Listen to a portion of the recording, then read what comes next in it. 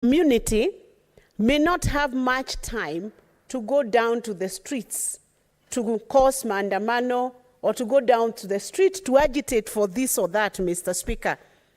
So do we then say we need to do much more as counties and national government and to look at how we now monitor the progress towards the realization of these goals? My answer would be yes, Mr. Speaker.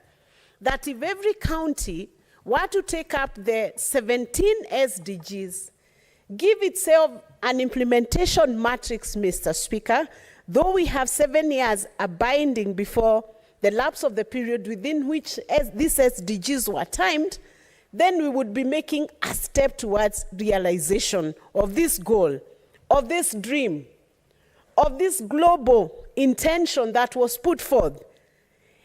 Africa is very well resourced. Our nation is very well resourced. When Africa goes to negotiate or undertake or sign up for such implementation of such goals, how is Africa perceived by the rest of the world, Mr. Speaker?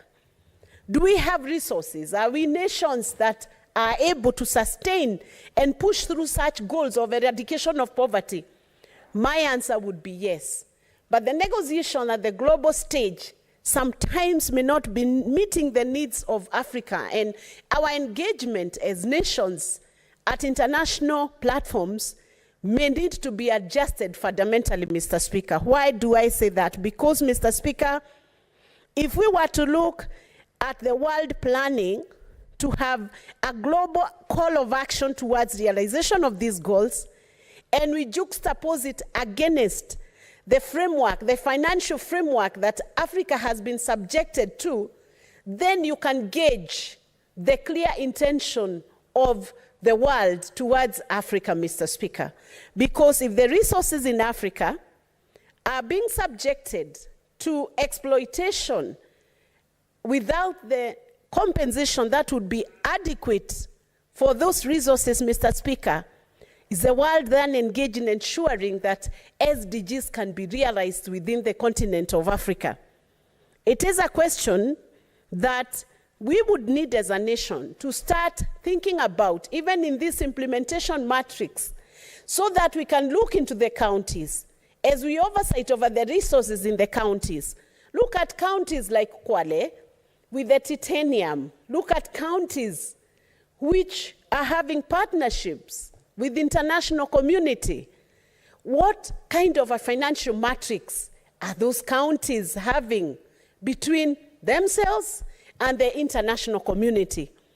Or are we negotiating with blind eyes on one edge, and when the international community then comes to the counties, the eyes are opened, maybe by the international communities, and the resources are being carted away, Mr. Speaker, and then we are busy discussing how to realize the 17 Sustainable Development Goals. So, Mr. Speaker, in the matrix that has been proposed during the review, Mr. Speaker, a reviewed implementation roadmap, we need to put a customized roadmap, customized implementation roadmap, and a customized monitoring tool that ensures that we are not just looking at documents that are theoretical, documents that are crafted by different communities for their specific needs, and when we come down to the resources that are in our counties, we are allowing those resources to be carted away. Mr. Speaker, I remember when the construction of the superhighway was being done, there was always this allegation, Mr. Speaker, that everything that was scooped from the Thika Road, all the resources that were scooped from Thika Road, were being loaded into containers and shipped out of the country. Are those allegations true? If we cannot take care of the resources that are within our counties and account for those resources, can we then say we are accounting for our states and our nations when we go to international platforms? Mr. Speaker, I have reason to support this motion, very important motion, and I would urge Senator Catherine Muma to consider putting a matrix there that is pushed to an international platform where we now also hold the international community to account on how the resources in the continent of Africa or in the states that are in Africa are being utilized by citizens of the world, so that we are looking at a holistic development that brings about a peaceful community and communities that are at peace with everyone across the globe. Thank you, Mr. Speaker, for the opportunity. Thank you, Senator Veronica Maina. Next is Senator Tobiko Pelis.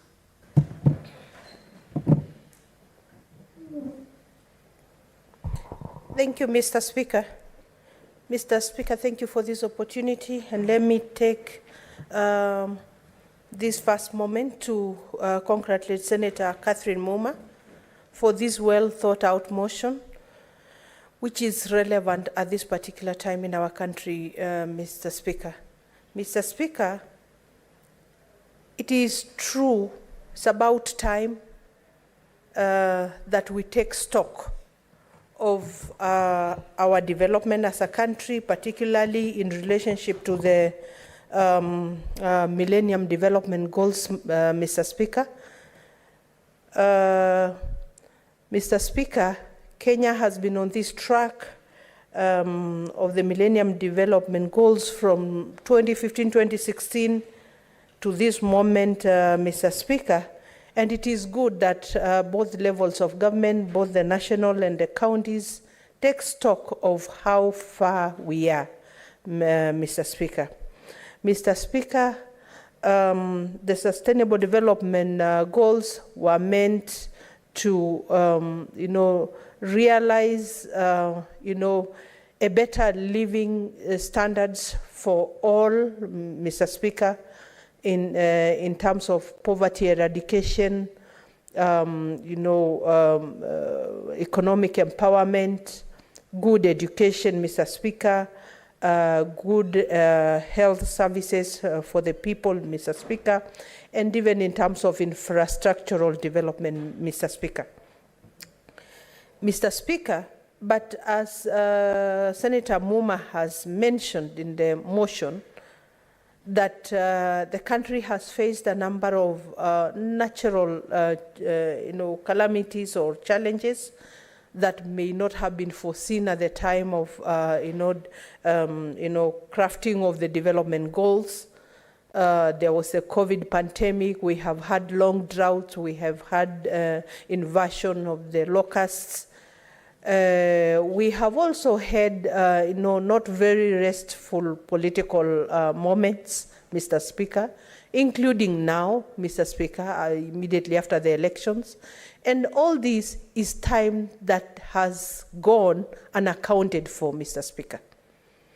Mr. Speaker, this calls for the attention of all of us, that we take stock. Kenyans were very hopeful by the time, President Kibaki took over as president.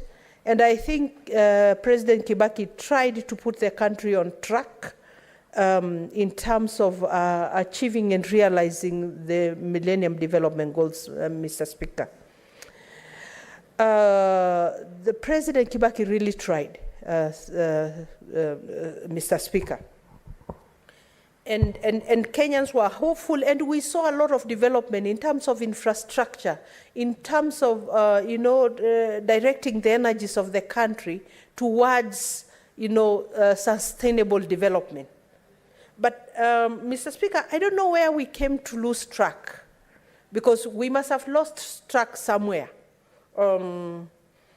Because seemingly we started concentrating on other things. A lot of money went to the counties, which was, the right thing that should have happened. But, Mr. Speaker, the resources that went to the counties today, if audited properly, is not commensurate to the development that we see. Mr. Speaker, I'm always very sad when I go to deep into the interiors of our counties. Mr. Speaker, yesterday I went to bury a good friend a teacher who has contributed a lot in terms of the education in my area, Mr. Joseph Saidimu, and it's sad that we lost him, and may God rest his soul in peace. But, Mr. Speaker, whenever I'm in those roads, I think and I feel pain that, that some parts of our counties don't look like they belong to this country, Mr. Speaker.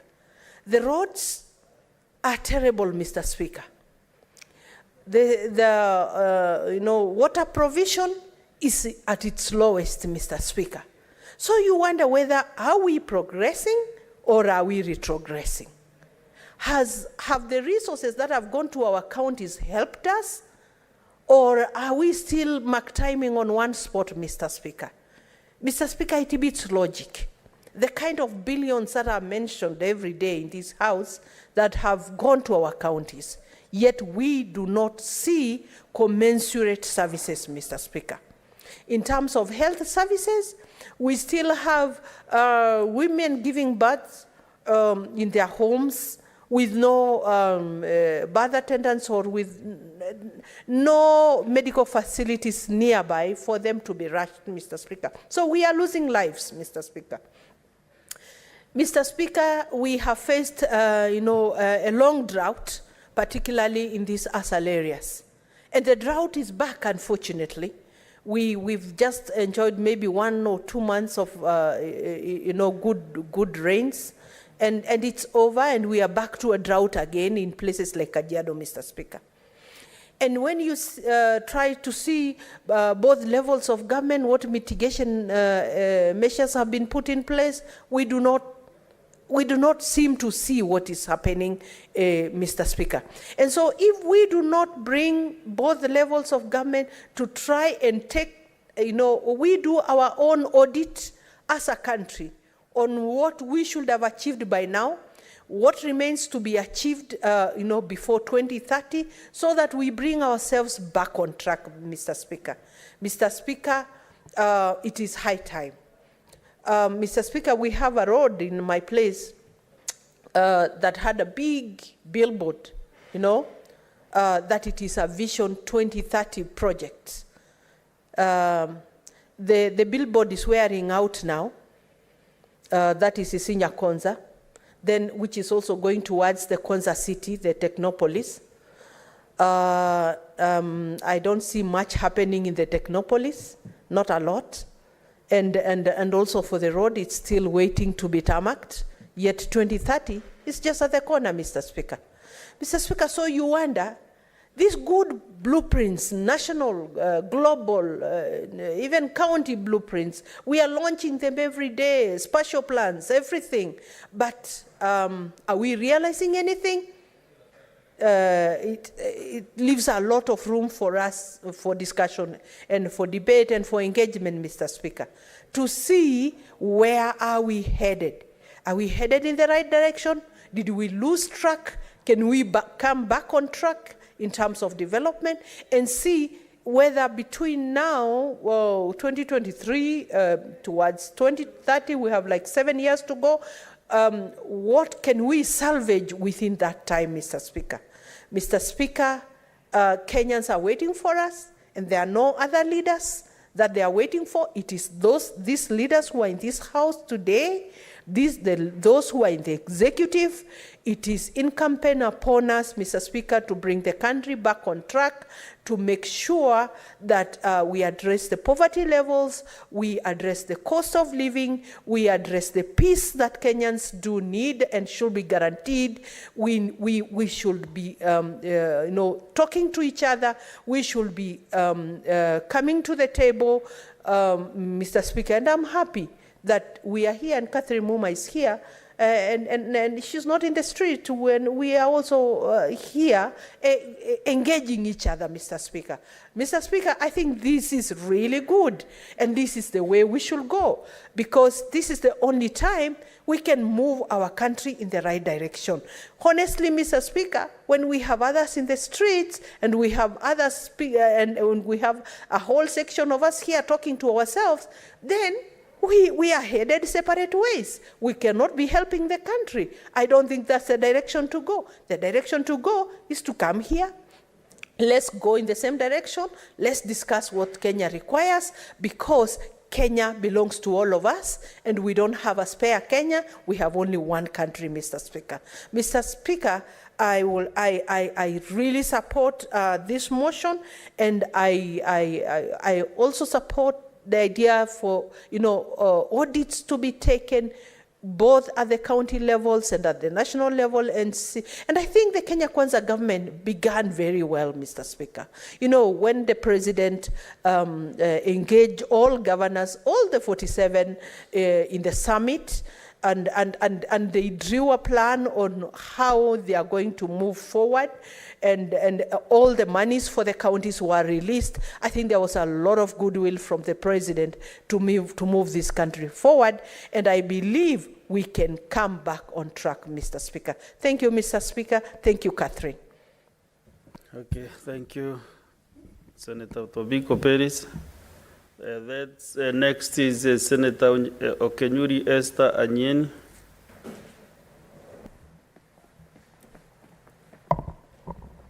Asante sana Bwana Spika kwa nafasi hii, na ningependa kumpongeza seneta mwenzangu Mheshimiwa Catherine Muma kwa kuleta jambo hili la kujadili malengo ya maendeleo endelevu, na pia tukiangalia ruwaza ya mwaka 2030. Mheshimiwa Spika, sijui kama mambo haya yatabakia tu kuwa ndoto, hata ingawaje ningependa kusema kuwa serikali ambazo zimekuwa zikijaribu kufanya na kutia jitihada kuona kuwa mambo haya yamefanywa kutendeka katika nchi yetu ya Kenya. Nikikumbuka mwaka 2016 nilikuwa bado, nadhani nilikuwa nimetoka chuoni, na mkuu wa Umoja wa Kimataifa wakati huo Ban Ki-moon alipokuwa akitoa ripoti yake, ilionyesha mambo mengi, na haswa kwa nchi yetu ya Kenya. Ripoti nyingi zilikuwa zinaonyesha kuwa bado wananchi katika nchi hii wana shida katika sekta ya kilimo, katika mambo ya kupata umeme, katika afya za kizazi, katika elimu. Pengine Mheshimiwa Catherine Muma ambaye amekuja na mjadala huu amepata nafasi njema ya kutukumbusha kuwa sisi kama viongozi tunapotaka kuleta mabadiliko haitachukua siku moja tu, itachukua muda. Na ndio kwa sababu ninapenda kuwakumbusha wale wenzetu wa sehemu ya upinzani kuwa Mheshimiwa Rais William Ruto ameonyesha uweledi na ametia mikakati tofauti kama kwa sasa. Hivi karibuni tutaona bei ya mambo ya vyakula ikishuka. Ni kwa nini? Kwa sasa wakulima wengi wamepata hii mbolea ya bei rahisi, na hatutaona tena watu wakienda kuandamana kwenye barabara kwa sababu chakula kitakuwa kimekuwa kwa wingi. Hii ni njia moja sehemu tofauti kwenye kaunti zinaweza kuleta miundombinu mbalimbali ili kuhakikisha wananchi kwenye kaunti hizo wanapata vyakula, na wao kama viongozi wajiunge, hata kama uko kwenye sehemu ya ambayo haiko serikalini wakati huu, lakini cha muhimu ni kuangalia wale wananchi ambao wamekupigia kura. Mheshimiwa Spika, ninaunga mjadala huu tena kwa sababu ukiangalia kwa mambo ya kilimo, vijana wa nchi hii hawajakuwa wakijihusisha mno. Pengine hii inatupa pia sura nyingine ya kuangalia ni mambo gani kaunti zetu zinaweza kufanya ili kuwaweka vijana kufanya mipango tofauti kwenye sekta ya ukulima, kwa sababu taifa hili linategemea sana ukulima kulisha wananchi na kufanya biashara, na pengine vijana wangeweza kuwekwa kwenye sekta hii ya kufanya ukulima, tungeona mabadiliko, kwa sababu hawa ambao ni wakubwa wakati wanatoka, vijana ambao wanakuwa wanafaa kufuata nyayo ambazo zimewachwa na wale ambao walikuwa wanatufuata. Kwa hivyo nimefurahia na hoja hii, Na Mheshimiwa Catherine, nimefurahi kuwa siku ya leo umeona ni budi ni heri kutukumbusha kuwa sisi kama viongozi kuna mambo tofauti tofauti tunafaa kuyafuatilia, na hii ruwaza ya mwaka 2030 iweze kuwa si ndoto tena, lakini sisi kama viongozi kufanya ionekane kuwa imetendeka. Mheshimiwa Spika, leo nimejaribu kuzungumza kwa lugha ya Kiswahili, pia nikifuata mkondo wa seneta wa Mombasa, Seneta Faki, ambaye alileta kauli hapa juzi. Na sisi tunakienzi Kiswahili. Umoja wa Kimataifa umekipa Kiswahili sehemu ya kipekee.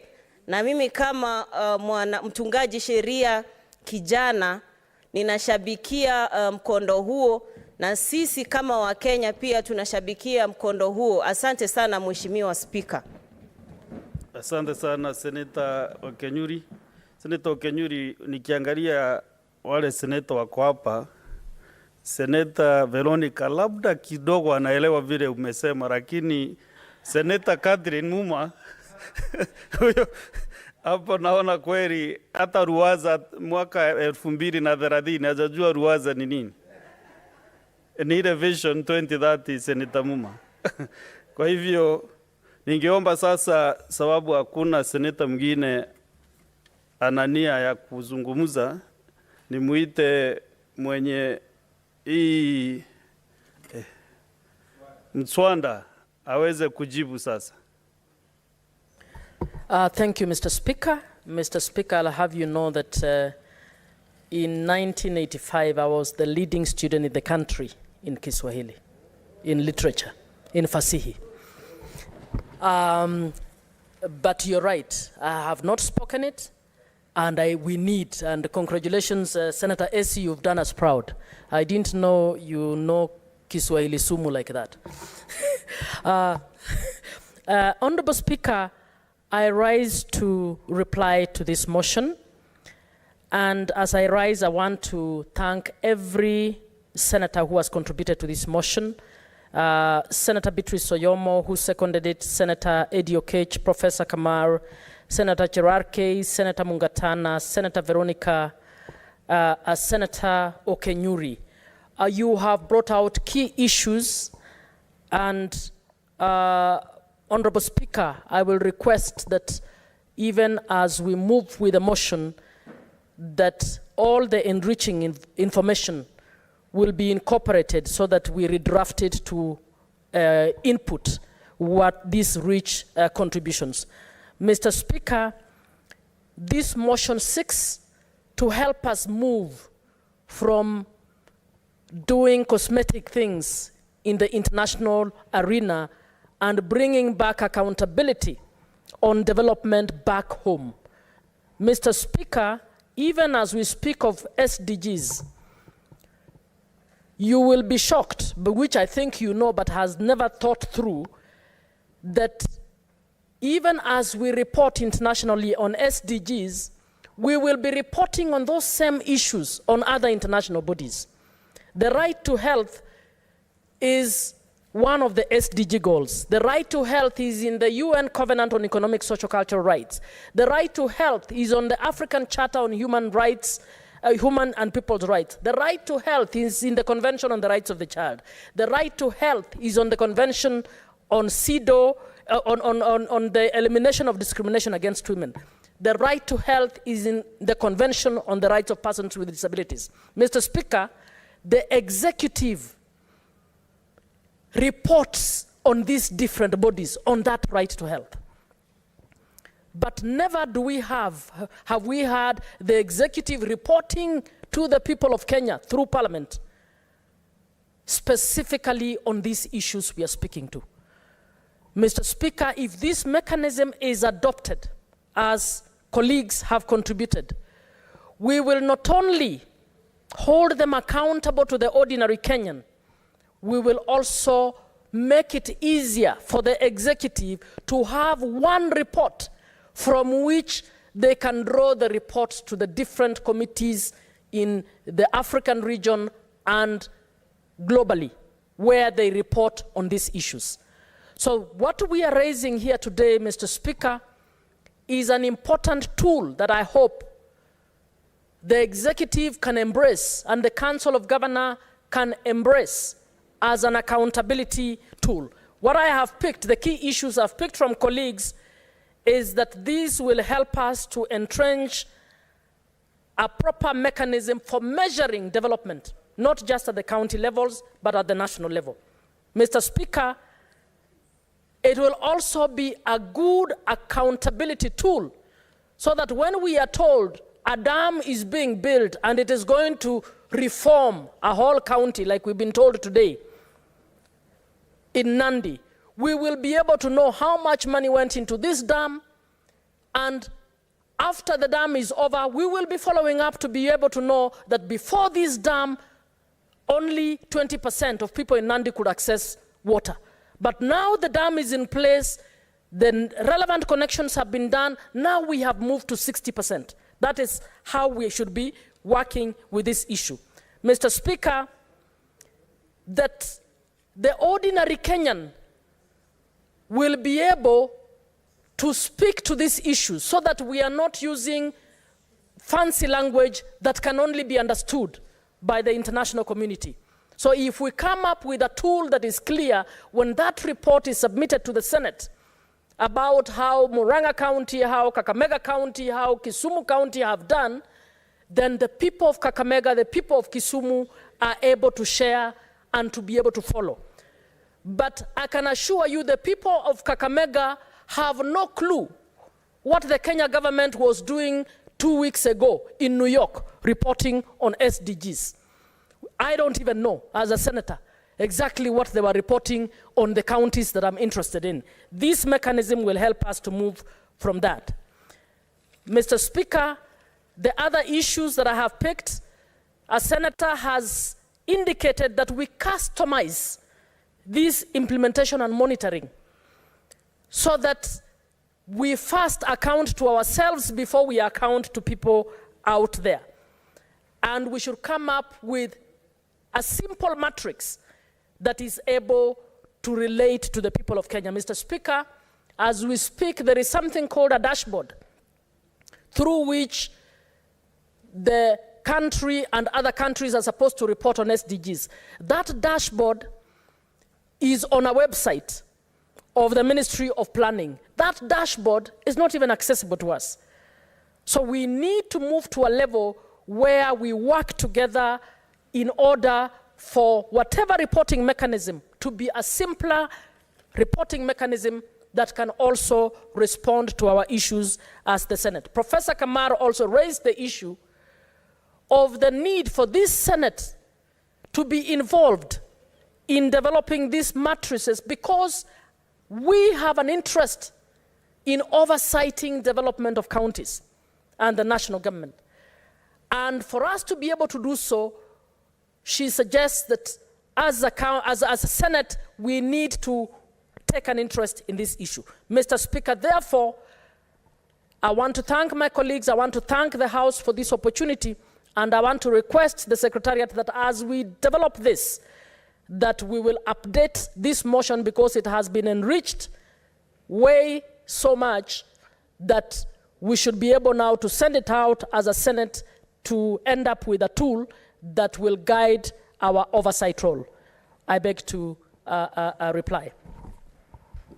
Thank you, Senator Catherine. I did want to thank you for sitting through as members contributing to this motion. You know, sometimes movers move the motion and then they leave.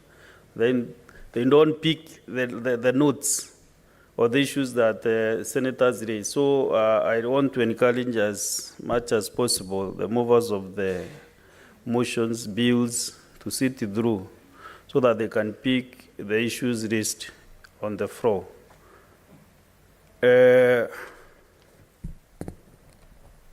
Honorable Senators, this motion does not involve counties as far as standing under ITA 41 is concerned, ITA 41.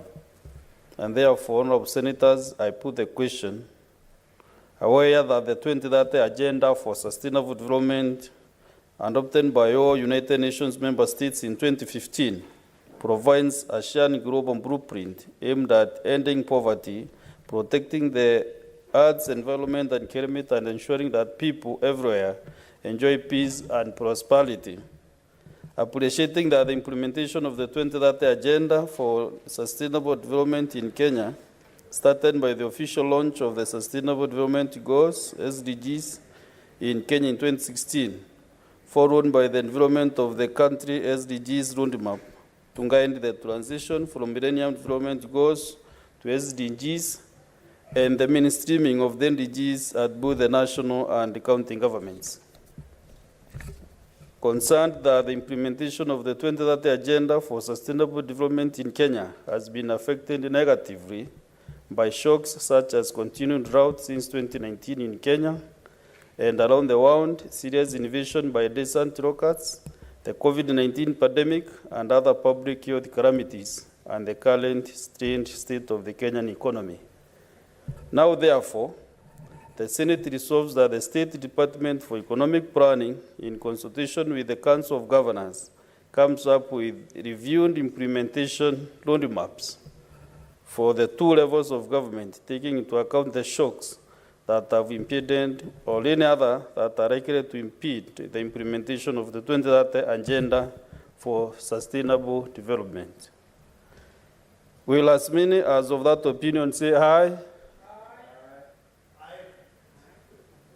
Will as many as of a contrary opinion say nay? The ayes have it.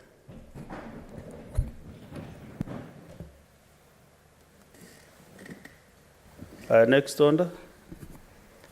Order number 10, motion, integration of ethnic minorities and marginalized communities in Kenya.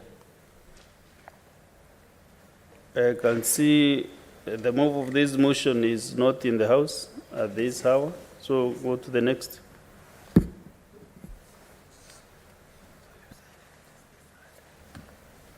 Yeah, you know, our new regulations in this House is to drop, because you cannot have motions on the order paper, and then you don't communicate, you don't even maybe give a colleague to move it. So we are forced to drop such motions so that this motion can go back to the queue. And so this motion is dropped. Order number 11, motion, declaration of cattle rustling as a national disaster and establishment of a special fund for victims. Again, Senator William Cheptumo is not in this House. Therefore, this motion again is dropped to go back to the queue. Order number 12, report of the 146th Assembly of the Inter-Parliamentary Union and related meetings held in Manama, Kingdom of Bahrain, from 11th to 15th March 2023. This motion, the mover is Senator for Meru Kaduri Murungi, supposed to move this motion. So now that I'm doing another duty here, Senator Mumba, do you feel you can move it? Because you really understand the issues on the IPU. You were in the delegation in Bahrain.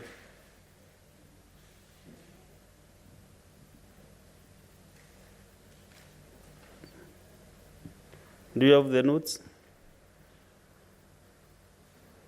Maybe we can defer to, maybe if it can appear in the afternoon, I'll support you the notes.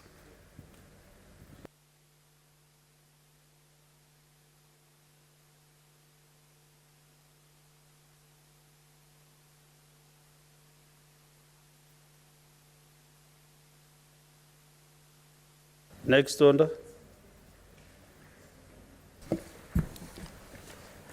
Order number 13, arbitrary arrests of Kenyan fishermen by Ugandan authorities. This is a motion. The mover is Senator Dr. Buru Oginga, also not in the House, dropped. Order number 14, motion, review of the minimum wage necessitated by high cost of living.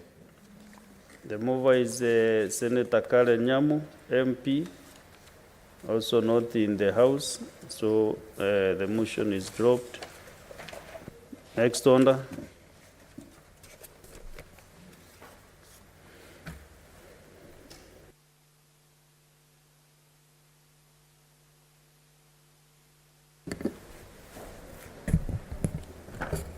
Honorable Senators, there being no other business on the order paper, the Senate stands adjourned until today, Wednesday, 26th July 2023 at 2:30 p.m.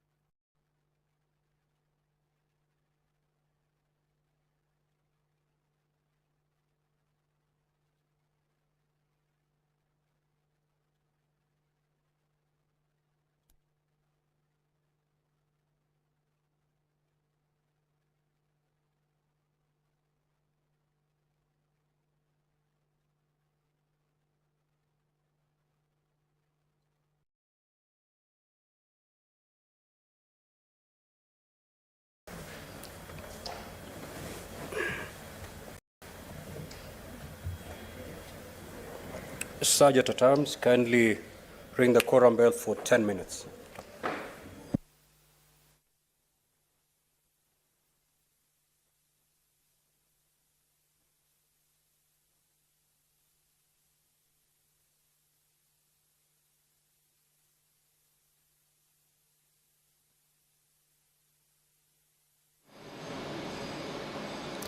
Well, as directed by the Speaker of the Senate, Honorable Amason Kingi, the quorum bell is currently underway and it will be on for the next 10 minutes. This is according to the House Standing Order, and this is to pave way for various members who may be within the precincts of Parliament but yet to get into the chambers to join the rest for the commencement of the business of the day.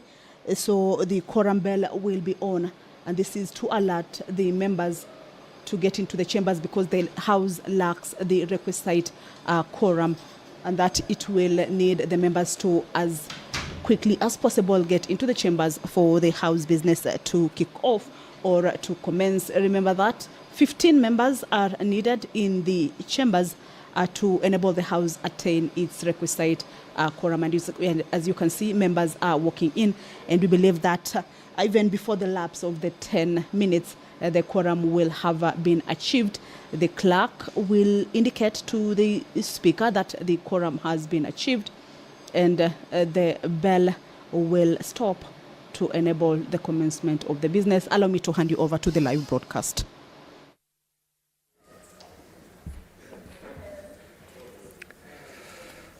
Clerk, proceed to call the first order. Order number 1, administration of oath. Order number 2, communication from the chair. Order number 3, messages. Order number 4, petitions. Order number 5, papers.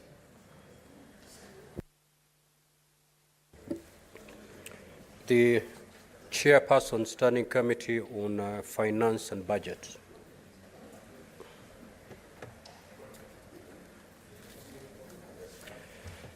The Chairperson or any member of that Standing Committee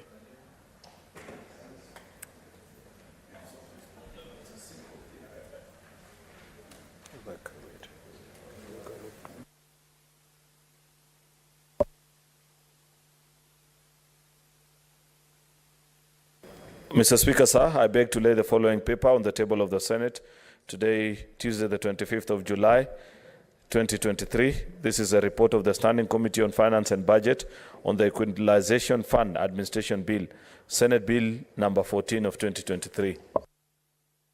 I beg to lay. Next order. Order number 6, notices of motion. Order number 7, questions and statements. Statements pursuant to Standing Order 53-1, the Honorable Mohammed Faki. Anybody holding brief for Senator Faki? That statement is dropped. Senator Samson Chiranke. Anybody holding brief for Senator Samson Chiranke? That statement is dropped. Statement pursuant to Standing Order 56-1B. The Chairperson Standing Committee on Agriculture, Livestock and Fisheries.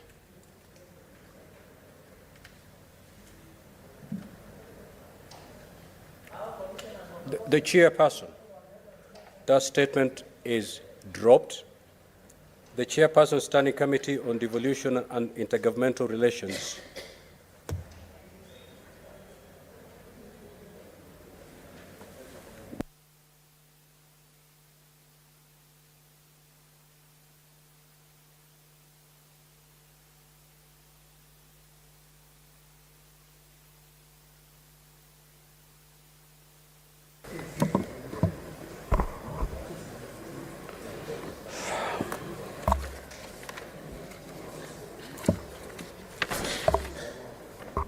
Honorable Speaker, I wish to present a statement on the activities of the Standing Committee on Devolution and Intergovernmental Relations for the period 1st April to 30th June 2023, pursuant to Standing Order 56. Honorable Speaker, pursuant to Standing Order 561B, I make a statement on the activities of the Standing Committee. Honorable Speaker, during the reporting period, the committee has carried out various activities pertaining to mandates. As a snapshot, the committee has transacted the following legislative business. A, the committee considered and tabled its report on the county budget bills, Senate Bill number 3 of 2023. The bill is at the second reading stage in the Senate. B, the committee considered 3 legislative proposals which were referred to for pre-publication and scrutiny. The committee considered 9 statements which were sought from the committee. Of the 9 statements, the committee has considered 6, leaving 3 statements pending before the committee, and the committee is continuing with its consideration of 2 petitions committed to the committee. Honorable Speaker, the committee has considered the following matters on its own violations. Consideration of petitions on the expansions and refurbishment of Kijado Municipality Market, of which we are about to conclude. B, consideration of a request for statement by Honorable Senator Chute concerning the acquisition and distribution of relief food supplies by the county government of Marsabit and neighboring counties, of which we have concluded and strongly recommend the County Public Accounts Committee to delve deeper into the issue, because there are some issues which has not been cleared very well. Consideration of legislative proposals to amend the intergovernmental relations to strengthen intergovernmental relations players within the devolution spheres. Consideration of legislative D, consideration of the legislative proposals to amend the Urban Areas and Cities Act. A, consideration of legislative proposal by Senator Mohammed Chute on County Assembly Services, Amendment Bill number 2023. F, consideration of legislative proposal by Senator Esther Konjiri on the Office of the County First Lady Spouse, Bill 2023. Consideration, G, consideration of the County Government Amendment Bill 2023 as a legislative proposal by Senator Samson Cherigay. meeting with the Westminster Foundation to deliberate on ways to strengthen the capacity of the committee and county governments. I issued a statement on consideration of laws that are clawing back on the devolution after 10 years on the devolved governance. J held deliberations with the State Department of Housing, Urban Development to enable the committee to gain a deeper understanding of the operations and implementations of the second phase of the Kenya Urban Support Program. 4, Mr. Speaker, importantly, the committee has had in-depth discussions with the County Assemblies Forum, the Association of Members of the County Assemblies, the Salaries and Remuneration Commission, the Kenya Revenue Authority over the blight of the MCAs on their welfare remunerations and benefits.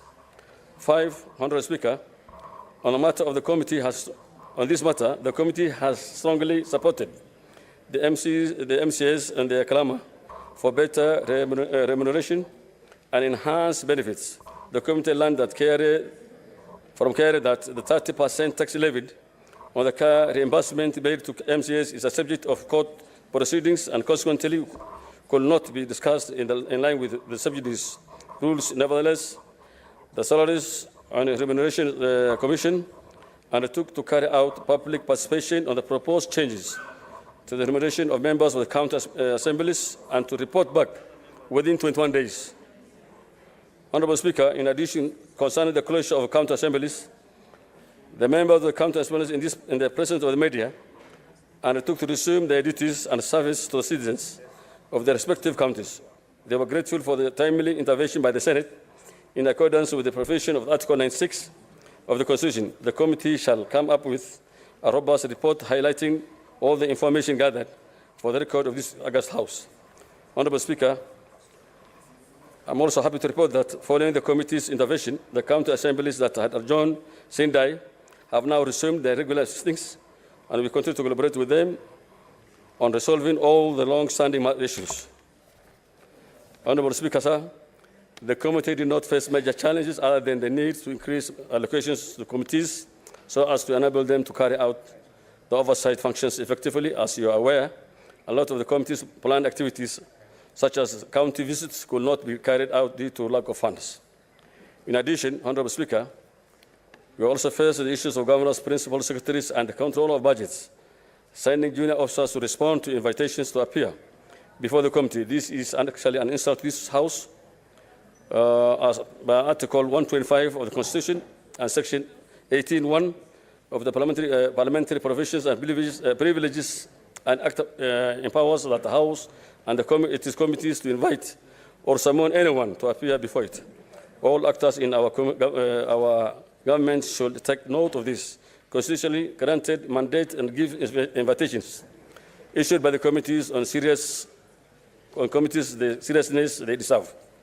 Honourable Speaker, in the next quarter, the committee plans to do the following: work more closely with the State Department of Housing and Urban Development to ensure all 45 counties listed under the program benefit from the implementation of the Urban Support Program's second phase, and also ensure that Mombasa and Nairobi counties are assisted in the State Department in the enhancement of urban development.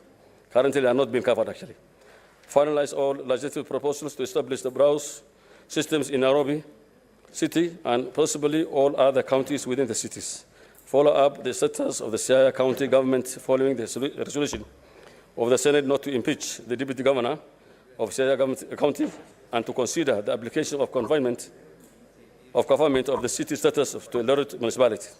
Lastly, Speaker, and finally, I wish to appreciate your office and office of the Senate leadership and the clerks of the Senate for the steadfast support and they have accorded to the committee. And I also want to thank my committee members. Mr. Speaker, I want to report this House that we have had over 65 sittings, and we have never experienced any what we call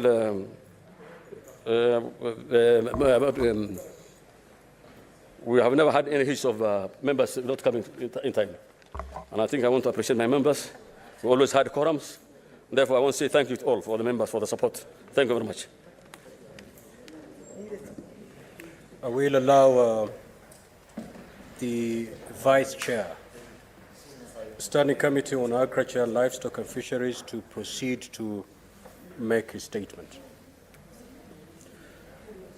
Senator Mundigi, where were you when I called out for this statement? I was not listening, Mr. Speaker, sir, but your apologies. Proceed.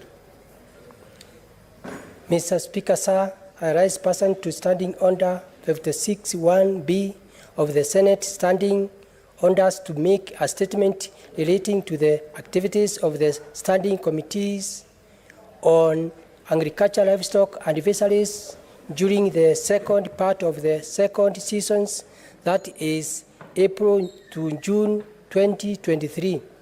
Mr. Speaker, sir, the Senate Standing Committee on Agriculture, Livestock, and Fisheries is established under Standing Order 228(3) of the Senate Standing Orders and is mandated to consider all matters relating to agriculture, irrigation, livestock, fisheries, development, and veterinary service. 3. During the period under review, the committee held a total of 28 sittings, during which it considered 1. Legislative proposals, 5 bills, 11 statements, 2 public participation, and tabled 2 reports.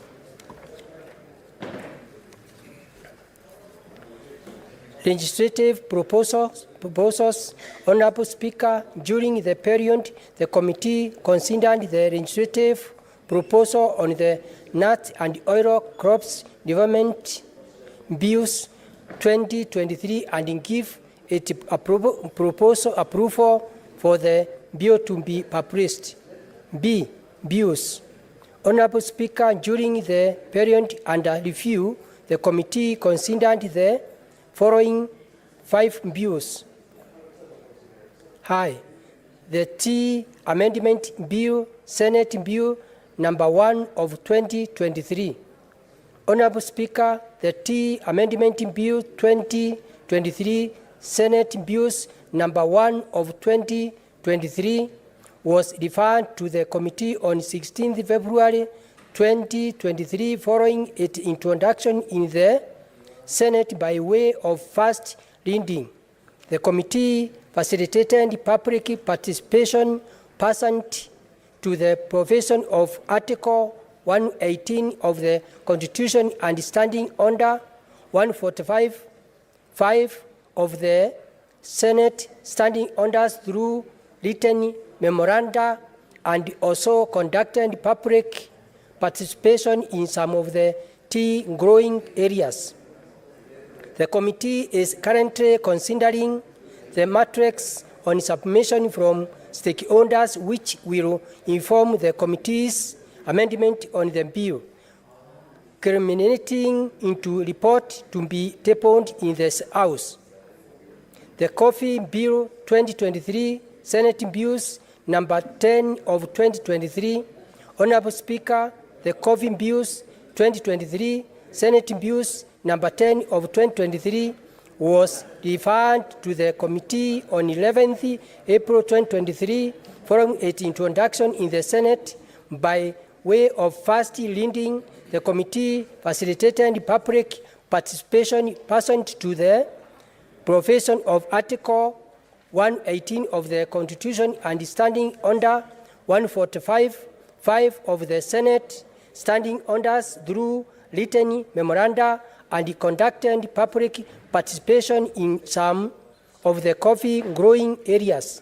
The committee has considered the matrix from stakeholders, which will inform the committee's amendment and culminating into a report to be tabled in the House.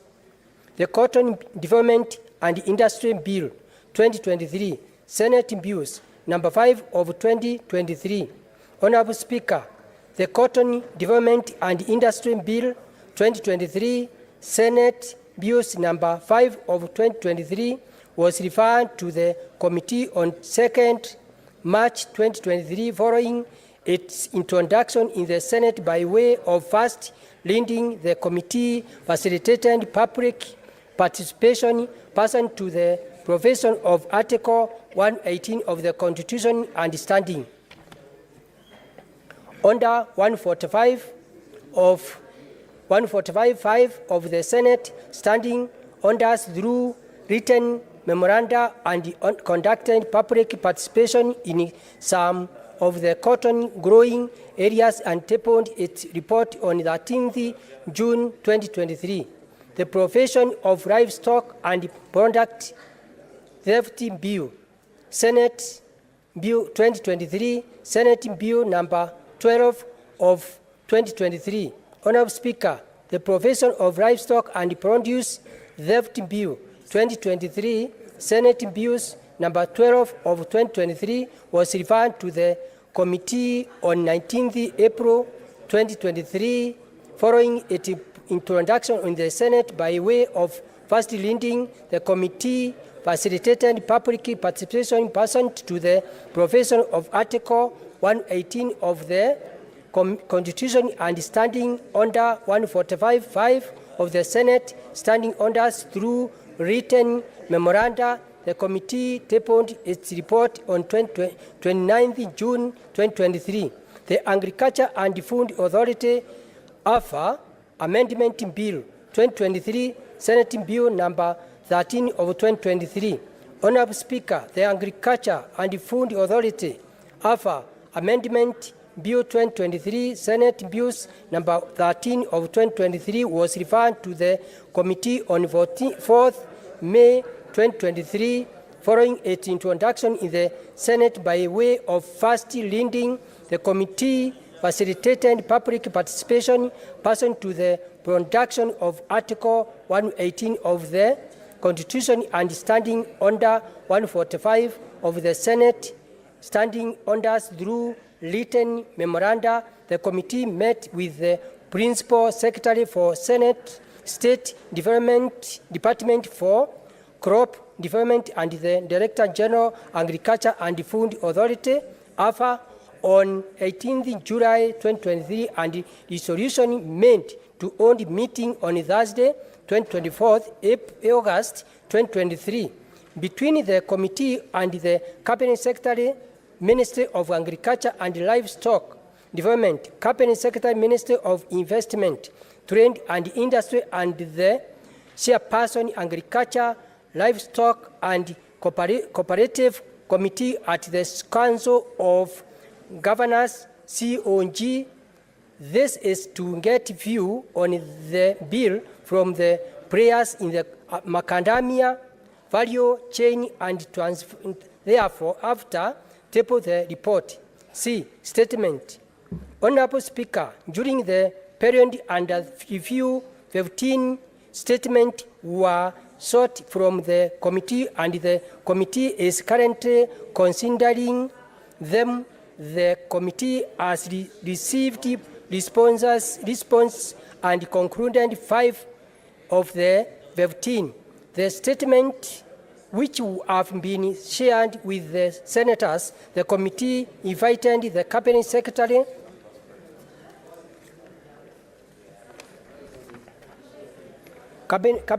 Minister of Agriculture and Livestock Development to respond to 5 of the statements that were touching on its minister in committee meeting on 18th July 2023. However, the Cabinet Secretary requested for the meeting to be rescheduled to Thursday, 10th August 2023. Mr. Speaker, sir, the statement on the non-payment of dairy farmers due by the New Kenya Cooperative Serious KCC by Senator Edwin Sifuna, MP, has been partially responded to by the Kenya Cooperative Creameries. The committee is waiting for response from the Ministry of Cooperative and Micro, Small and Medium Employees Development. 12. Mr. Speaker, sir, the statement on the impact on the recent drought on the livestock industry in Kenya by Senator Lenku Seki, MP was respondent to put the senator who had sought the statement raising concern on the response from the Ministry of Agriculture and Livestock Development, which the committee will earn by inviting the cabinet secretary and the governors from the ASO counties to a committee meeting to deliberate the supplementary uses that arise. Mr. Speaker, sir, the committee is yet to receive response to the following committees: statement on the status of distribution of standardized fertilizer in Laikipia County by Senator Johnny Derito MP, statement on the operation of the commodities fund by Senator Samson Seregei MP. D. Petition. Honorable Speaker, the committee considered 1. Petition, the petition on the Ethics and Anti-Corruption Commission EACC graft investigation on the West Canal irrigation. 15. The committee has been able to meet with the petitioner, chairperson, Ethics and Anti-Corruption Commission and the Governor Kisumu County. The committee is scheduled to meet the Cabinet Secretary, Minister for Water, Sanitation and Irrigation on 20th July 2023 and the leadership of the West Canal Farmers Cooperative Society on 25th July 2023. Mr. Speaker, sir, the committee will consider and adopt the report once it has met with the Cabinet Secretary, Minister for Water, Sanitation and Irrigation and the leadership of the cooperative. E. Stakeholders engagement. 17. Mr. Speaker, sir, the committee attended the Tea Summit in Kericho on 6th and 7th July 2023 that was organized by the Office of the Deputy President. The aim of the conference was to identify and act on key enablers in the entire tea value chain. This arose from the decision of the government to reform the tea sector and seeing the need to upscale all food and eat cash crops farming. 18. Mr. Speaker, sir, the committee conducted public participation on both Tea Amendment Bill 2023 and the Coffee Bill 2023 in Bomet, Kericho, Bungoma, Kirinyaga, Embu, and Nyeri committees. Further, the committee conducted public participation on the Cotton Bill in Kitui and Busia counties. Mr. Speaker, sir, in conclusions, I wish to thank your office and that of the clerk of the Senate for the continuous support accorded to the committee to enable it to meet its mandate. Lastly, I also wish to thank the members of the committee for their commitment and diligences and contributions during the committee activities. I thank you, Honorable Speaker. The Chairperson, Standing Committee on Education.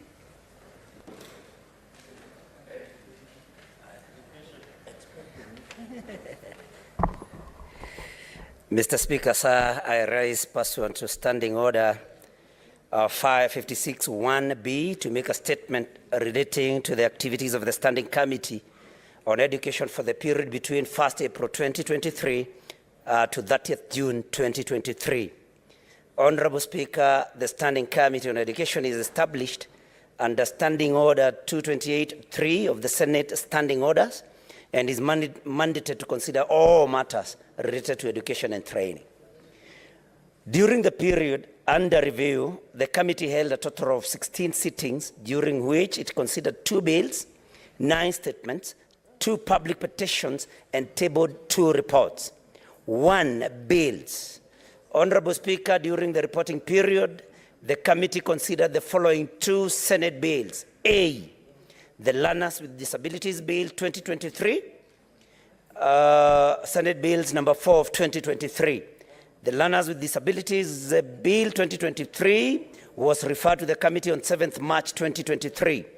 The committee consequently facilitated public participation and prepared its report, which was subsequently tabled in the Senate on the 3rd of May 2023. This bill is currently at the Committee of the Whole House stage. B, the Kenyan Sign Language Bill 2023, Senate Bills number 6 of 2023. The Kenya Sign Language Bill was referred to the committee on 22nd March 2023, following its introduction in the Senate by way of first reading. The committee facilitated public participation and engaged interested members of the public and stakeholders pursuant to the provisions of Article 118 of the Constitution and the Standing Order 145.5 of the Senate Standing Orders. Thereafter, the committee prepared its report, which was laid on the table of the Senate on Tuesday, 20th June 2023. Honorable petitions, number 2 petitions. Honorable Speaker, during the period under review, 2 petitions were committed to the committee for consideration. A petition regarding the 1997 to 2007 retired teachers' claim. This petition was reported in the Senate on 8th March 2023. The petitioners prayed that the Senate investigates the reason why the Teacher Service Commission, TSC, and the Pensions Department of the National Treasury have not paid the retired teachers their pension claims. During its consideration, the committee identified various stakeholders and scheduled meetings to deliberate on the issues raised in the petition. During the deliberations, the committee was able to receive information relevant to the issues raised in the petition. Regrettably, the Cabinet Secretary, the National Treasury and Economic Planning, who is a key stakeholder in the issues raised in the petition, has not appeared before the committee despite 4 invitations from the committee. Honorable Speaker, the committee observed that this continued to occasion delay in its conclusion of consideration of the petition in light of provided timelines. Consequently, the committee resolved to summon the Cabinet Secretary pursuant to Article 125 of the Constitution and Sections 18 and 20 of the Parliamentary Powers and Privileges Act 2017. Nonetheless, the Cabinet Secretary did not honor the summons.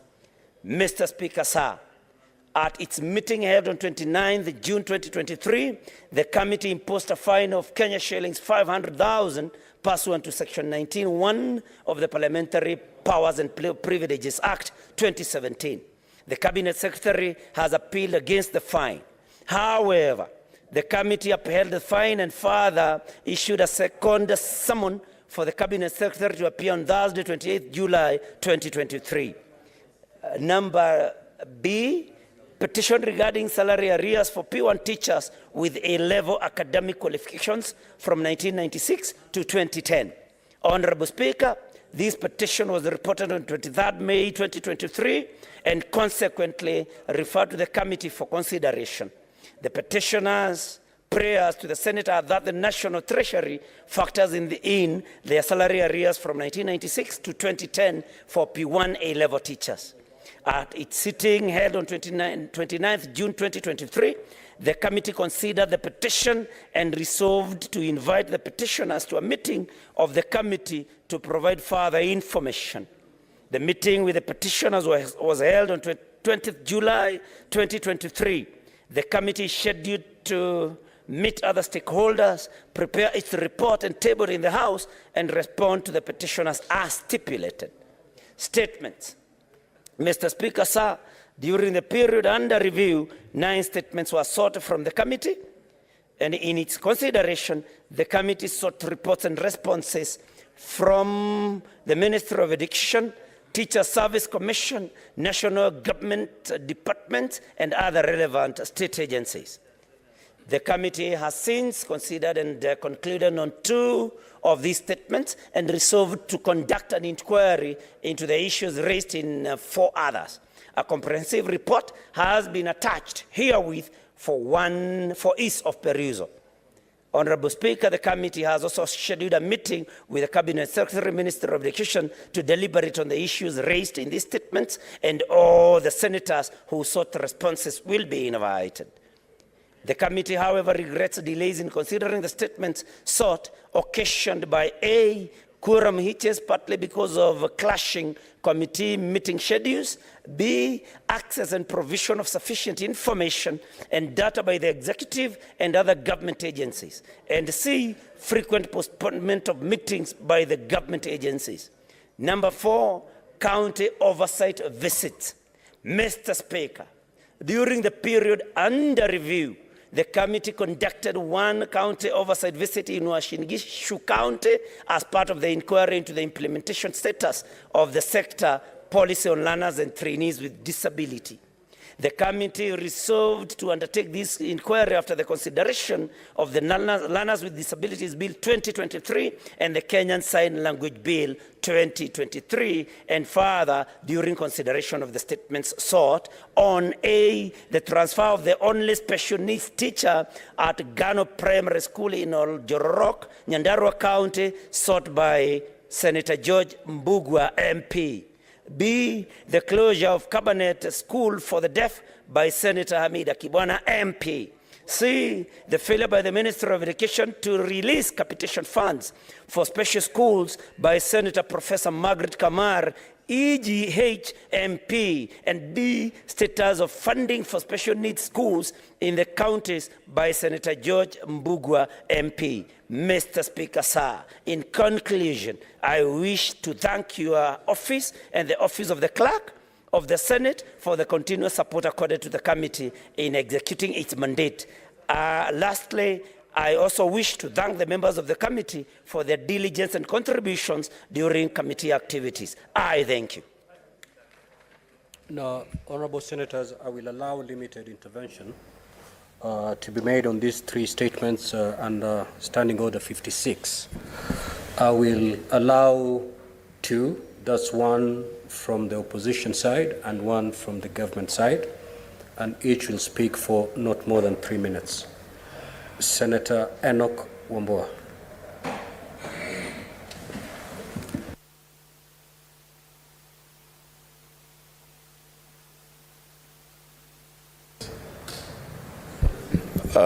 Thank you, Mr. Speaker. Mr. Speaker, I will be very brief. I want to comment on the 2 statements, the first 2 statements. One from the Committee on Devolution. I'm happy to note that the Committee on Devolution is engaging on matters to deal with the Kenya Urban Support Program.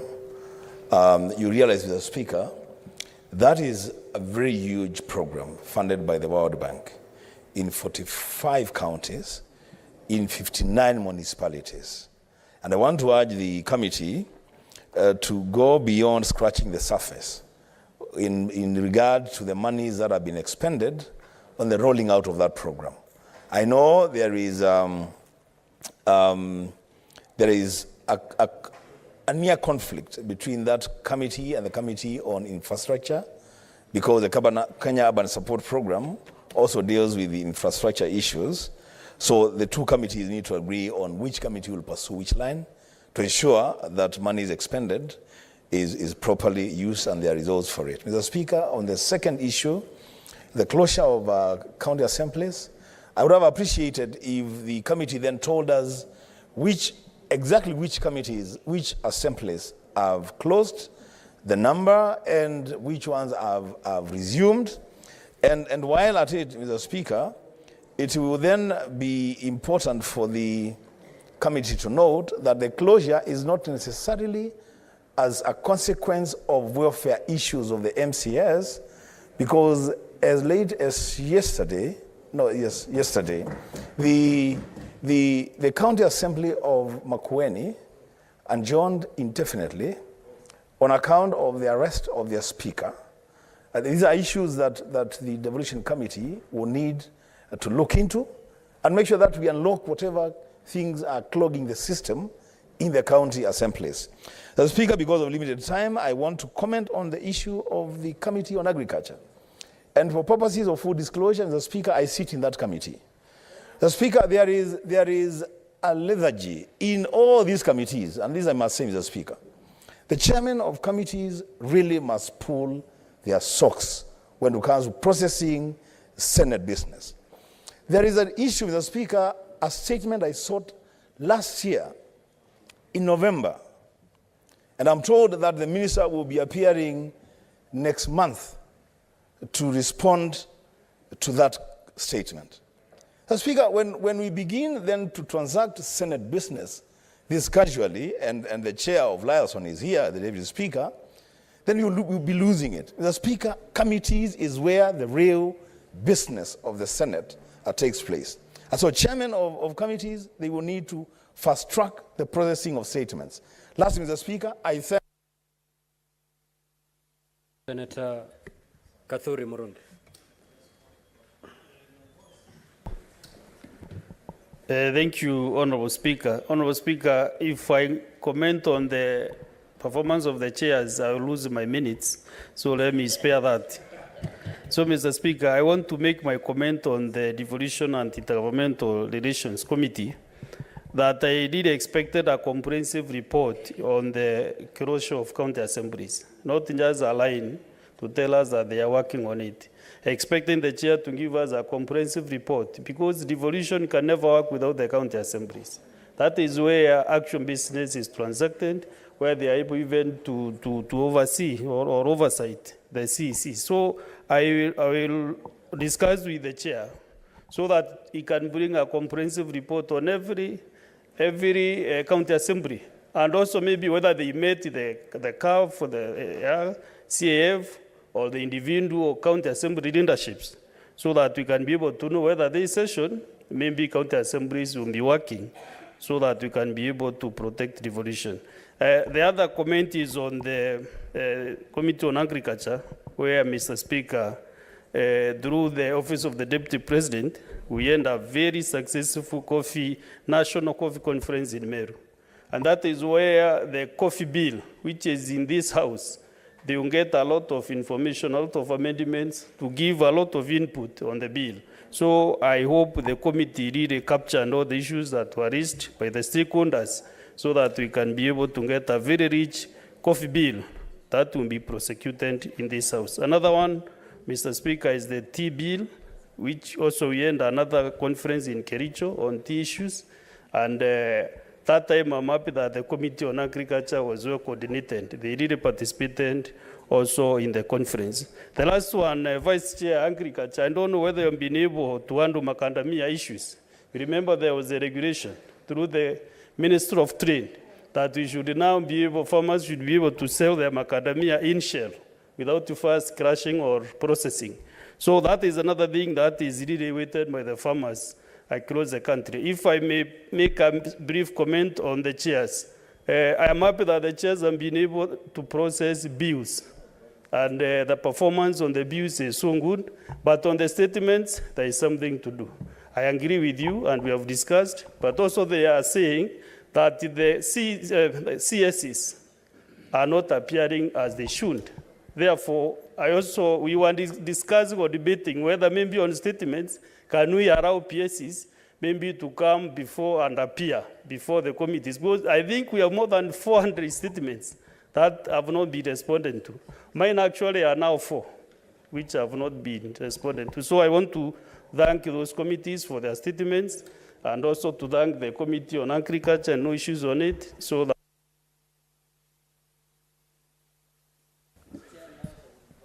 Senator, your time is up. I'm sorry. Before I allow the clerk to call the next order, allow me to make the following communication. In the public gallery this afternoon, we have 62 students, accompanied by 4 teachers from Nguruki Day Secondary School, Tharaka Nithi County, who are in the Senate on an education tour. In our usual tradition of receiving and welcoming visitors to Parliament, I extend a warm welcome to them, and on behalf of the Senate and on my own behalf, wish them a fruitful visit. Also in the public gallery this afternoon, we have 43 students accompanied by 4 teachers from Camview Mixed Day Secondary School, Embu County, who are in the Senate on an education tour. In our usual tradition of receiving and welcoming visitors to Parliament, I extend a warm welcome to them, and on behalf of the Senate and on my own behalf, wish them a fruitful visit. I will allow the Senator for Embu under 1 minute to make your welcoming remarks, and also the Senator for Tharaka Nithi under 1 minute to say, is he present? To, pardon? We will allow the Deputy Speaker to proceed to, under 1 minute, to extend some words of welcome, in that order.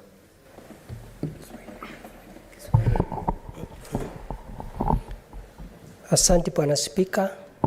Nakaribisha watoto wa kutoka Embu Camview Primary School or Secondary School. Mkuje mjifunze, mwone yale tunatenda hapa.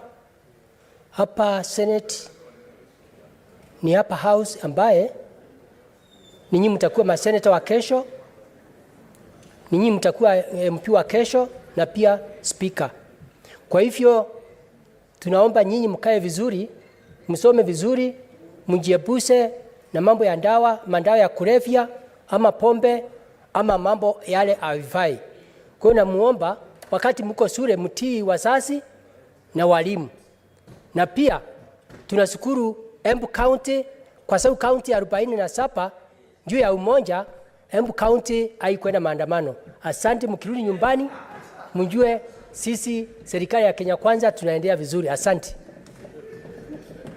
Deputy Speaker.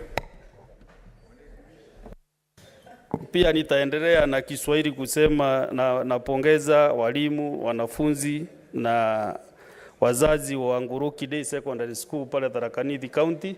Tharaka Nithi ni county jirani yangu sababu ilikuwa Meru zamani, tukakata ikakuwa Tharaka Nithi na Meru. Kwa hivyo nachukua fursa hii kuwakaribisha katika Senate na kuambia waendelee vizuri katika masomo yao, waendelee na nidhamu njema na kusikiza vile wanafunza na walimu.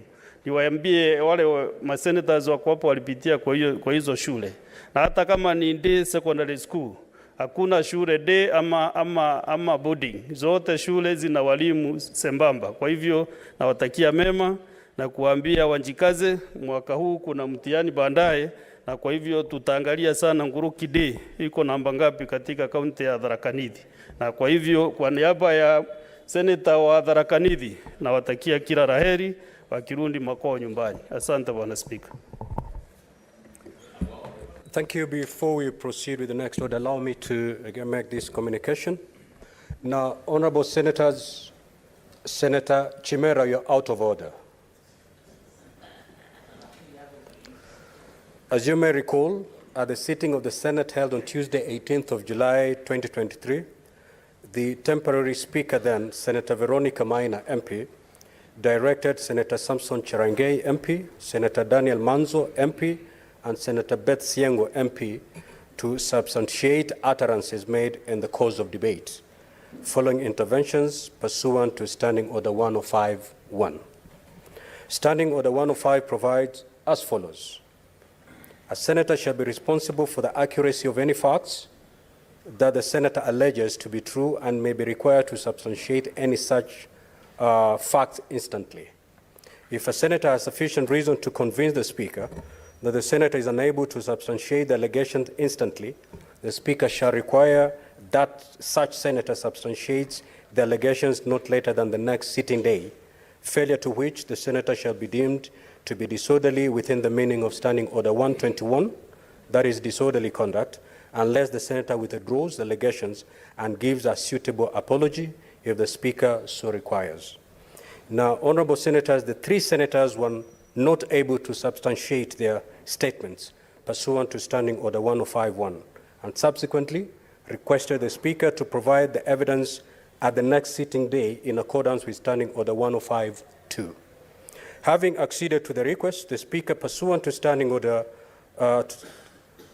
the said standing order, directed the senators to substantiate the allegations at the next sitting day. I have reviewed the Hansard report of the proceedings held on Tuesday, 18th July 2023, and I have ascertained the remarks that necessitated the senators to be challenged to substantiate their claims. The sittings of the Senate on Wednesday, 19th June 2023 adjourned due to lack of quorum. The particulars of the allegation that require substantiation by the respective senators are as follows. Senator Samson Cherargei, MP. Senator David Wakoli Wafula, MP, sought the intervention of the chair to require Senator Samson Cherargei, MP, to substantiate the statement that most young men in Nandi County who criticize the governor in social media, funerals, and other public functions are taken to DCI. B. Senator Moses Kajwang, MP, sought the intervention of the chair to require Senator Samson Cherargei, MP, to substantiate the statement that some of us who are neighbors know that it was about the border issue and the issue of leaflets from some of the political leaders from Nyanza region. Senator Daniel Manzo, MP, Senator Cherargei, MP, sought the intervention of the chair to require Senator Daniel Manzo, MP, to substantiate the statement that what is happening in Sundu is politically instigated. 3. Senator Beth Siengo, MP. Senator John Methu, MP, sought the intervention of the chair to require Senator Beth Siengo, MP, to substantiate the statement that tunajua vizuri sana kwamba sisi wanaazimio tungewachwa tuende kwa barabara kudai haki yetu bila kuingiliwa na polisi au wahuni ambao wanapangwa na maseneta kama Seneta Cherargei, basi hakungekuwa na vurugu yoyote. B. Senator John Methu, MP, sought the intervention of the chair to require Senator Beth Siengo, MP, to substantiate statement that Senator Cherargei na Senator Methu wanachochea wananchi ndiposa wanaonyesha kwamba sisi ndio tuko na shida. Now, honorable senators, pursuant to Standing Order 1052, I now invite the 3 senators to forthwith substantiate their claims, failure to which the senators shall be deemed to be disorderly within the meaning of Standing Order 121, and in the absence of such substantiation, the senators will be required to withdraw their statements and apologize to the Senate. If they fail to heed to the 2 options, then I will direct them to leave the chamber for being disorderly. I will start with Senator Samson Cherargei, MP.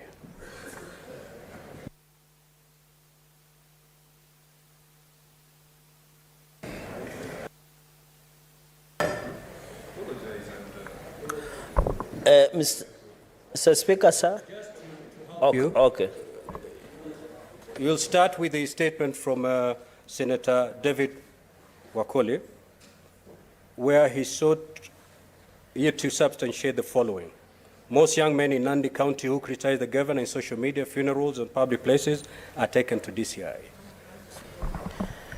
Mr. Speaker, I think on the second issue, on the issue that I made on the floor of the House about the border issue of Start Sondu.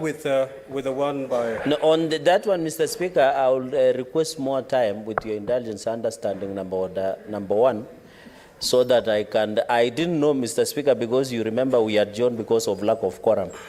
Can I still be allowed to more time because we adjourned because of lack of quorum? Maybe I will need your guidance. I'm afraid the standing orders talk about the subsequent sitting. Okay, Mr. So Speaker, therefore... You either substantiate now or proceed to withdraw and apologize. Okay, Mr. Speaker, on that one, although I said it but anyway, I withdraw and apologize on count number 1. On count number 2, Mr. Speaker, on count number 2, Mr. Speaker, the issue there is we want peace and harmony along the border, and having a discussion, I thought it would not be wise to pursue because we want unity, peace, and harmony along the border. I respectfully, Mr. Speaker, with a lot of humility, from the bottom of my heart, apologize for the remarks that I made that might have been misconstrued against my colleague leaders from the region, and therefore with profound heartfelt to withdraw and apologize to the people of Lower Nyanza, and Mr. Speaker, pray that that region becomes the oasis of peace, tranquility, unity in diversity. And I'll be visiting a church in Senator Chirange, you've discharged. You've discharged your duty. Kindly proceed to take your Okay, thank you, Mr. Speaker, but I just wanted to say I'll be visiting the church on the Sondu region to just pray with them, Mr. Speaker. Thank you very much. Senator Daniel Manzo, is he present? He's not here. Senator Beth Siengo.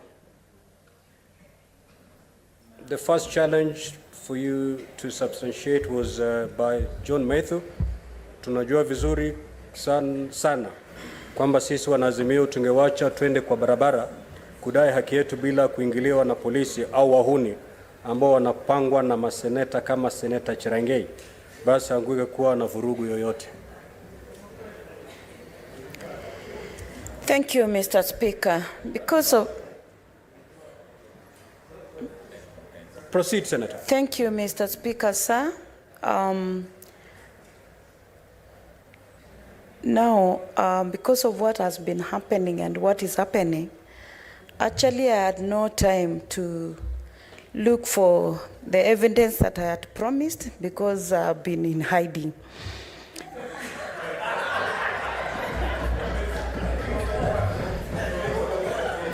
Mr. Speaker, sir. Let the senator be heard in silence, please. Can the senator be heard in silence? Proceed, Senator Beth. Yes, Mr. Speaker, sir. Actually, from here, I had to run away to Ketri.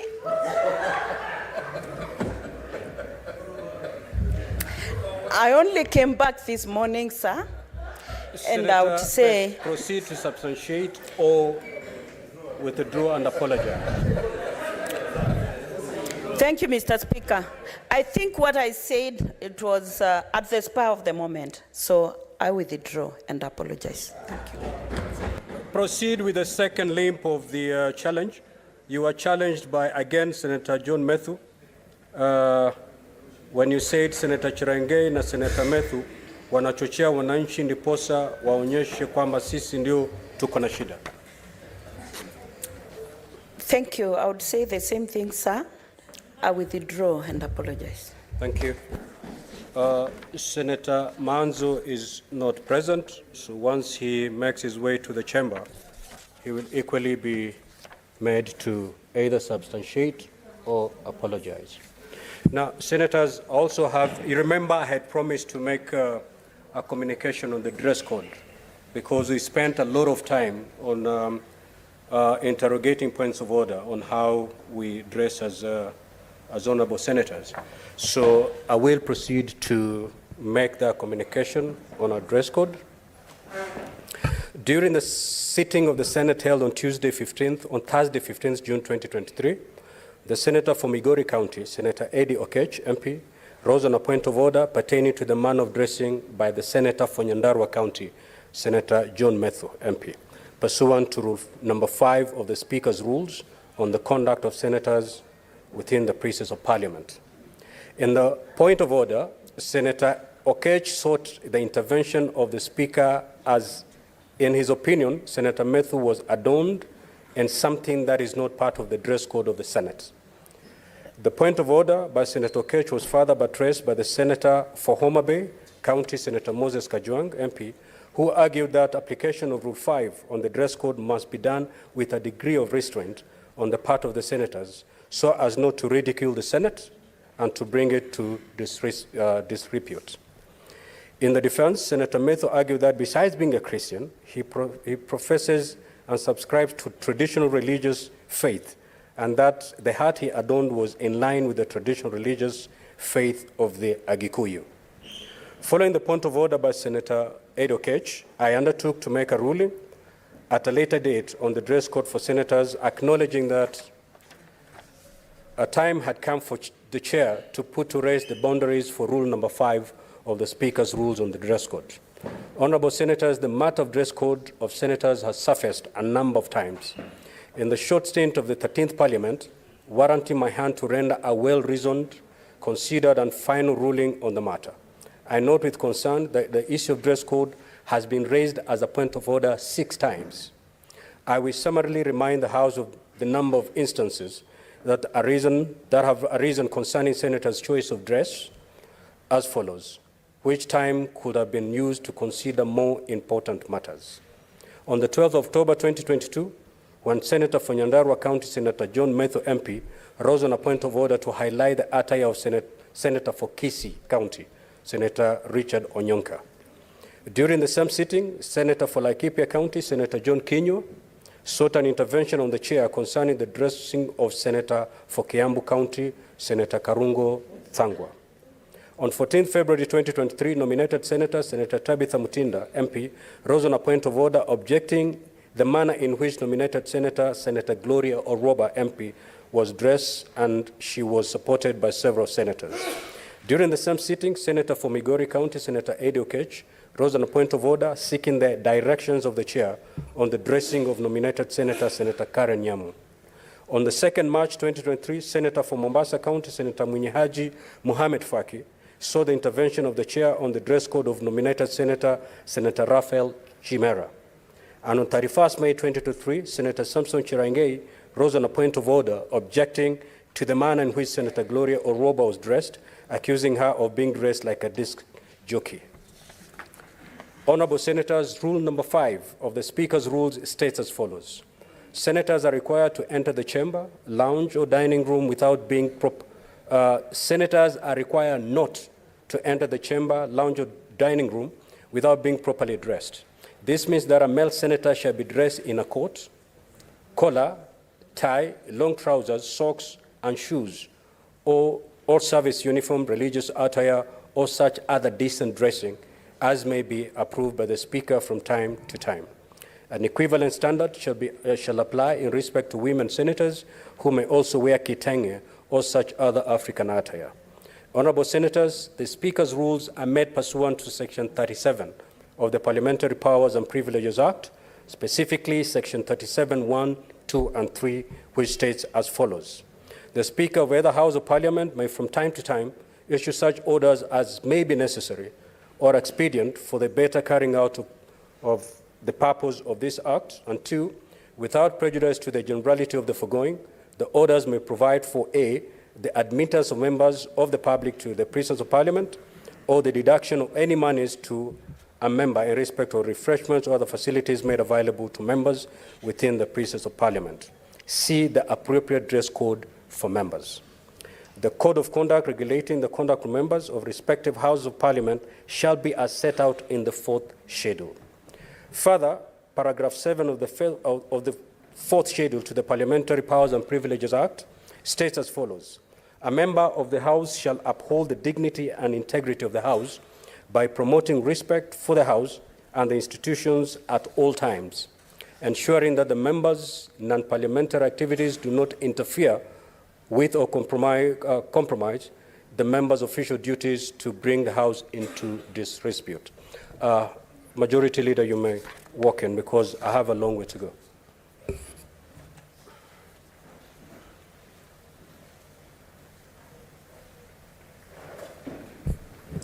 The rules to regulate the conduct of senators and also govern the admission and conduct of members of public and other visitors to Parliament.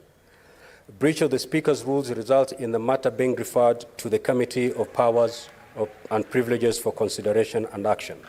Now, Honourable Senators, as I make a determination on this matter, I wish to draw to your attention that as representatives of the people, it is paramount importance that, that we project an image that upholds the respect and dignity of the office of a senator and the constitutional institution in which we serve. Let us appreciate that parliamentary chamber and committee rooms, including conference rooms, are not just places where we assemble to debate. They are symbols of our differences over democratic governance. The parliamentary chamber is a system where differences of opinion are canvassed, Critical decisions affecting the lives of Kenyans are made, laws are passed, and resolutions adopted to shape the future of this country. Therefore, it is only fitting that we treat this chamber with reverence it deserves, starting with our attire. Honorable Senators, while the issue of defining the dress code may seem trivial to some of us, it holds great significance in fostering an atmosphere of mutual respect and decorum in protecting the image of Parliament. A well-defined dress code ensures that the focus remains on the issues scheduled for debate, as opposed to an individual's choice becoming the debate, hence wasting invaluable time that can be used to debate items on our order paper. Despite this, it is also important to strike a balance between upholding respect and dignity, whilst allowing for individual expressions. Our attires ought not to be overly restrictive and suppressive in acknowledging the diverse identities of our communities. Rather, it should set reasonable standards that uphold the tenets of professionalism while accommodating cultural and religious diversity. To achieve this, it is imperative that we adhere to the provisions of Rule Number 5 of the Speaker's Rules on the Dress Code. To further buttress the provisions of Rule Number 5, I now direct as follows, notwithstanding previous directives. 1. Dressing by honorable senators should be modest, appropriate, and not ill-fitting. 2. Religious attires are allowed based on the senator's faith. 3. The coat in Rule Number 5 should be long-sleeved, including that of the Kaunda suit. 4. Lady senators' attire should cover the arms and should be below the knee.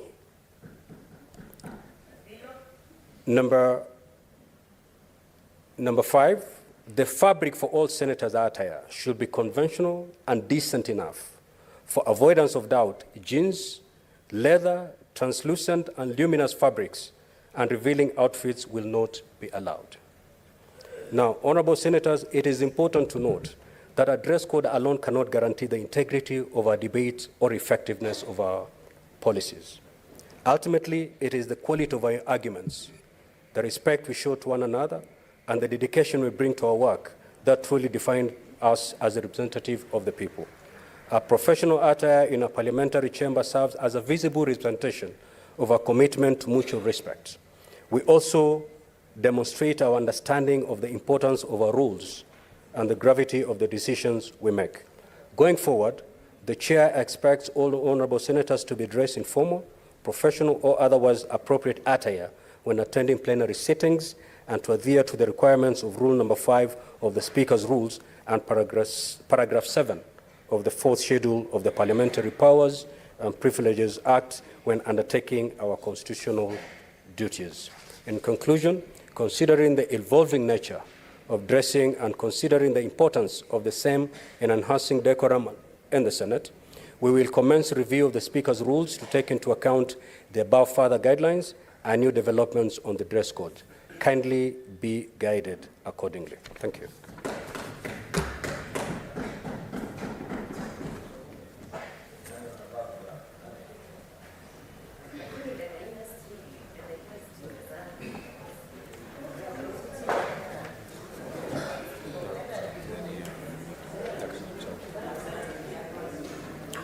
Now, honorable senators, I have a further communication to make. Kindly, let's take our seats. Now, honorable senators, at 6:30 p.m. on Tuesday, 18th July 2023, the Speaker interrupted the proceedings and adjourned the Senate pursuant to standing orders. As is established tradition, the Speaker's procession, consisting of the Speaker, who at that time was Senator Veronica Maina, a member of the Speaker's panel, the Sergeant-at-Arms, the clerk at the table, and a police officer from Parliament Police Station exited the Senate chamber on its way to the Speaker's office. On the walkway from the Senate chamber, just outside the Senate lounge, the Senator for Nairobi City County, Senator Edwin Sifuna MP, was heard shouting, "Shame, shame, shame," at the Speaker's procession. However, the procession proceeded to the Speaker's office in the usual manner. Subsequently, Senator Veronica Maina MP retreated to the Senate lounge, whereupon she engaged Senator Edwin Sifuna MP on why he was shouting at the Speaker's procession. It is at this point that a verbal altercation between the two senators ensued. Officers from the sergeant-at-arms and a number of senators who were in the room intervened in a bid to calm down the two senators and diffuse the engagement, which would have otherwise resulted in an unpleasant physical exchange. You will recall that on 28 February 2023, the Speaker issued a communication expressing deep concern at the state of affairs in the conduct of proceedings of the Senate in the few sittings that followed the commencement of the second session on 14th of the same month. I highlighted that a number of senators had exhibited outright abuse of privilege and that there was need to maintain decorum and order in the Senate. I also highlighted and appealed to honorable senators to utilize other avenues for addressing grievances instead of resorting to outright disorder in the event that one is not pleased with the directives of the Speaker or the Chair. In that communication, I ordered that recurrence of the kind of disorder that was witnessed in the Senate at that time will not be tolerated. I also gave the assurance of the Chair that the entire Speaker's panel, that incidents of disorder will be dealt with firmly and without fear or favor. Honorable Senators, as a report on what transpired on Tuesday, 18th July 2023, between the time when the Speaker's procession exited the chamber and when the two senators left the premises of Parliament was submitted to my office by the Sergeant-at-Arms. Upon interrogating the report, I have made a determination that the action of Senator for Nairobi City County, Senator Edwin Sifuna MP, in shouting as he did at the procession of the Speaker amounted to a disruption or an attempt to disrupt the Speaker's procession and constitute gross disorderly conduct pursuant to Standing Order 122.1K. Standing Order 122.1 highlights the instances in which Senator displays gross disorderly conduct, which include disrupts or attempt to disrupt the Speaker's procession.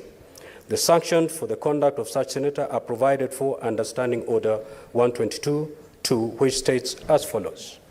The Speaker may call a senator whose conduct is grossly disorderly to order and shall order the senator to withdraw immediately from the place of Parliament, A, on the first occasion for a maximum of 3 sitting days, including the sitting day of suspension, and B, on the second or subsequent occasion during the same session for a minimum of 7 sitting days, and